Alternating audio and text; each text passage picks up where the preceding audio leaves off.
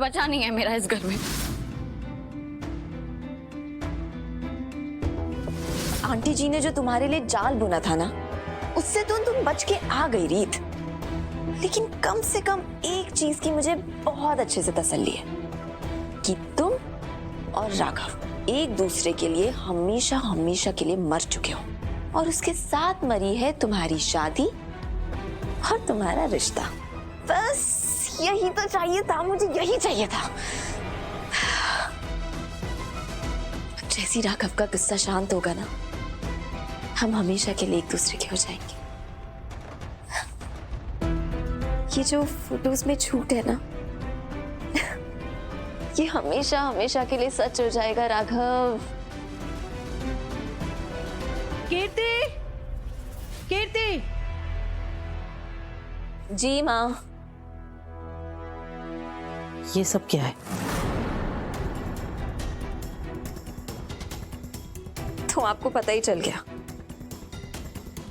क्या पता ही चल गया? ये सब तू और राघव कब हुआ ये सब? हो गया था एक रात। बेशरम, शर्म नहीं आ रही है ये सब बोलते हुए? सीधे सीधे बता, ये फोटो तेरे पास कहां से आई? ये फोटो तूने ही ली है ना? हाँ, तूने कहा था कि तू राघव को पाने के लिए किसी भी हद तक जा सकती है। तू हद तक नहीं गई है, तूने हद को भी पार कर दिया है। तूने इन फोटो का इस्तेमाल राघव और रीत को अलग करने के लिए किया। तेरी इन्हीं हरकतों की वजह से रीत अपना घर छोड़ के चली गई। तुझे क्या गया है? तुझे समझ में क्यों नहीं आ रही है चीजें?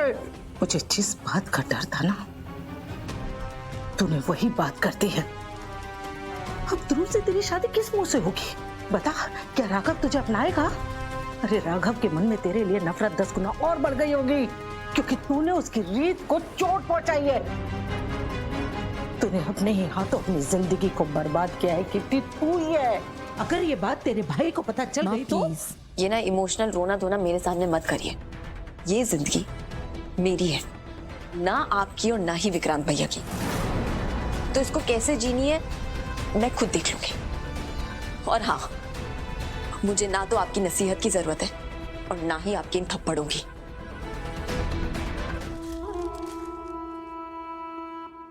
तो पैसे भी मिल गए हैं, अब तो जल्दी से जल्दी यहाँ से भागना होगा। फिर जिंदगी में ऐश ही ऐश होगी। हे माता रानी, मुझे किसी तरह से यहाँ से बाहर निकालिए। मैं आपको बहुत बड़ी पूजा दूंगी, बहुत बड़ी पूजा दूंगी माता रानी।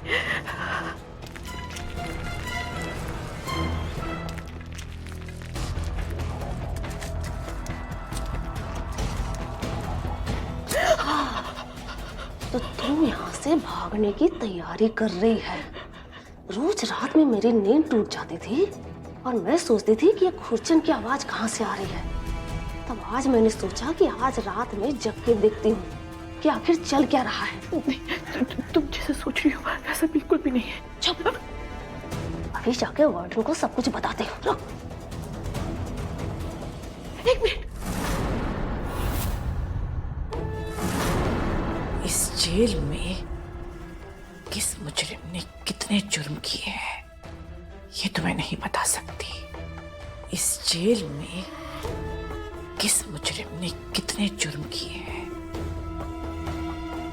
तो मैं इतना तो समझ गई हूं कि तू मुझे सिर्फ कीचड़ भपकी दे रही है, डरा रही है मुझे, क्योंकि अपना मुंह बंद रखने के लिए तुझे बदले में कुछ चाहिए। चल एक सौदा करते हैं। अगर तूने मुझे यहाँ से निकलने में मदद की तो मैं तुझे भी अपने साथ ले जाऊंगी और इतने पैसे दूंगी कि सारी जिंदगी तुझे काम करने की जरूरत नहीं पड़ेगी। तेरे पास सिर्फ आधा सेकंड है। तू मेरा साथ देगी या मेरे खिलाफ जाएगी? सोच क्या रही है? तू अच्छी तरह से जानती है कि यहाँ अपने साथी कैदी की चुगली करने पर बाकी कैदी कितनी कठोर सजा देते हैं। तेरे पास दूसरा औजार है क्या सुरंग खोदने के लिए?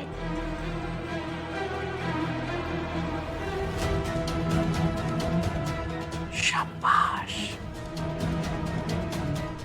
तुम मुझसे प्यार करती हो या नहीं? तुम ऐसा क्यों बोल रहे हो? मैं सिर्फ और सिर्फ तुमसे प्यार करती हूँ ध्रुव। ये सब जो कुछ भी हुआ वो तब की बात है जब राघव जी और मेरा रिश्ता होने वाला था, हमारी शादी होने वाली थी ध्रुव। मैं राघव जी से बहुत प्यार करती थी, इसलिए शायद खुद को रोक नहीं पाई।